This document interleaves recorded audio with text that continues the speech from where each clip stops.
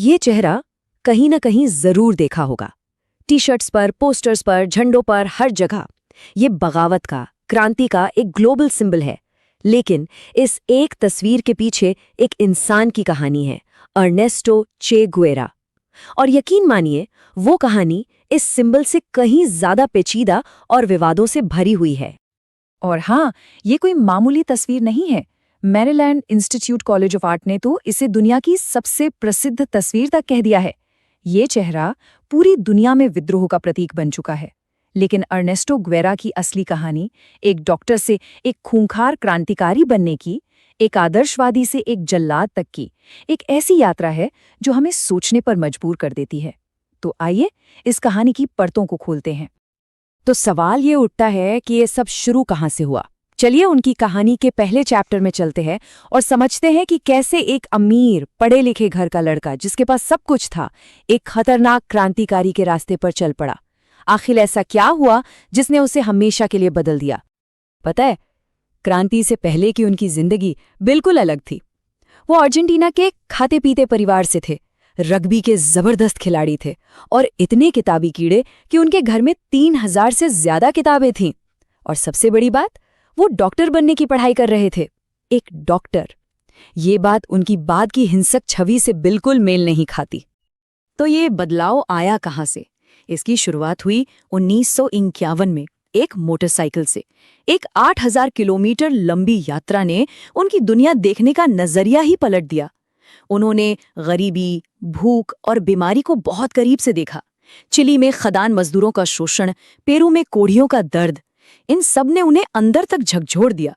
उन्हें लगा कि लैटिन अमेरिका अलग अलग देश नहीं, बल्कि एक ही शरीर है जिसे जुल्म से आज़ादी चाहिए।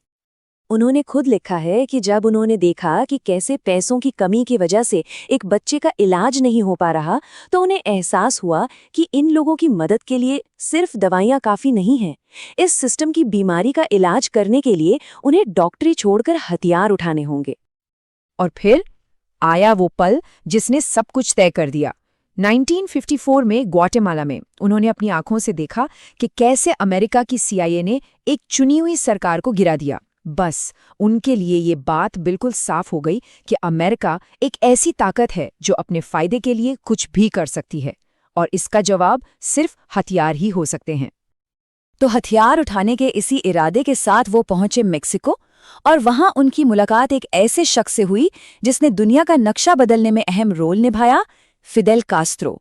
यहीं से 20वीं सदी की सबसे मशहूर क्रांतियों में से एक, यानी क्यूबा की क्रांति में चे की भूमिका शुरू होती है। वो बस मिले ही नहीं, बल्कि फौरन कास्ट्रो के 26 जुलाई आंदोलन का हिस्सा बन गए। ट्रेनिंग में तो वो कमाल के थे। उनके इंस्ट्रक्टर ने कहा, ये इन सब में सबसे बेस्ट गुरिल्ला है। और बहुत जल्द वो 81 दूसरे बागियों के साथ एक छोटी सी नाव पर सवार होकर क्यूबा के तानाशाह बतीस्ता को हटाने के मिशन पर निकल पड़े। लेकिन क्रांति की शुरुआत एक बहुत बड़ी नाकामी थी। क्यूबा पहुंचते ही उन पर हमला हुआ। सोचिए, 82 में से सिर्फ 22 लोग जिंदा बचे, और चे गुएरा उन्हीं खुशनसीब लोगों में से एक थे जो पहाड़ों में छिपकर दोबारा लड़ाई की तैयारी करने लगे।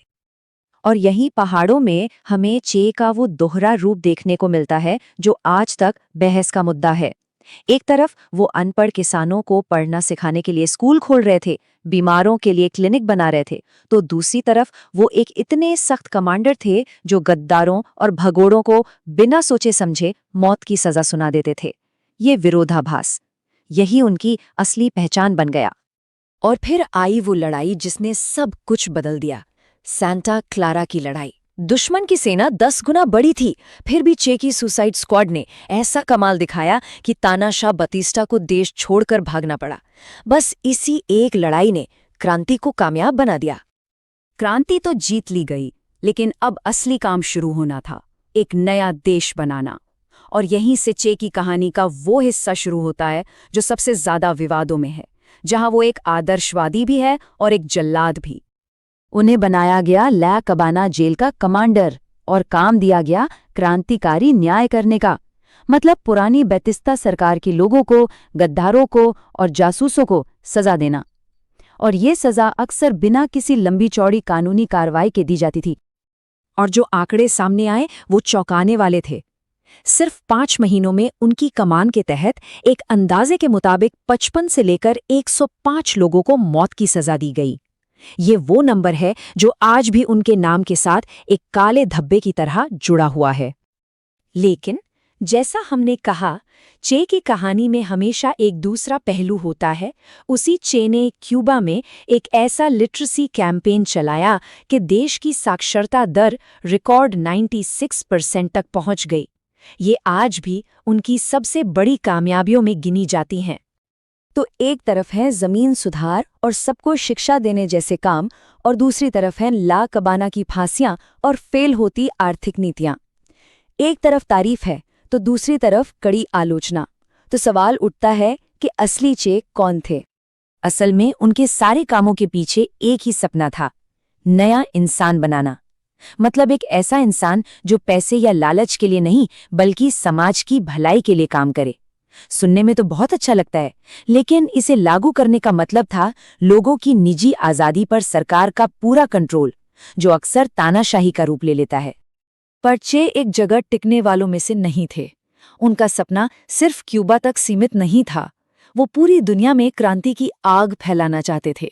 और इसी जुनून में 1965 में उन्होंने सब कुछ, अपना पद, अपना रुतबा, सब छोड़ दिया और एक नए और जानलेवा मिशन पर निकल पड़े।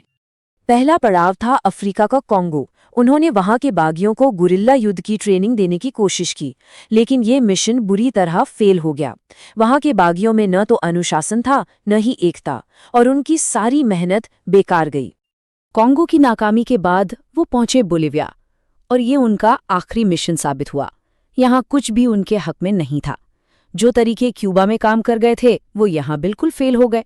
न तो किसानों का साथ मिला, न ही स्थानीय बागियों का। ऊपर से सामने थी CIA की मदद से तैयार हुई बोलिविया की सेना, जिसने उन्हें चारों तरफ से घेर लिया। और फिर उन्हें पकड़ लिया गया। 9 अक्टूबर 1967, सिर्फ 39 साल की उम्र में उन्हें मार दिया गया। यहाँ अर्नेस्टो गुएरा एक इंसान की कहानी खत्म हो गई और चे एक मिथक की कहानी शुरू हुई। तो हम वापस वहीं आ जाते हैं जहां से हमने शुरू किया था। आखिर क्या है चे गुवेरा की विरासत? कैसे एक इंसान मौत के बाद एक इतना बड़ा ग्लोबल सिंबल बन गया? आज भी दुनिया चे के नाम पर 2 हिस्सों में बटी हुई है।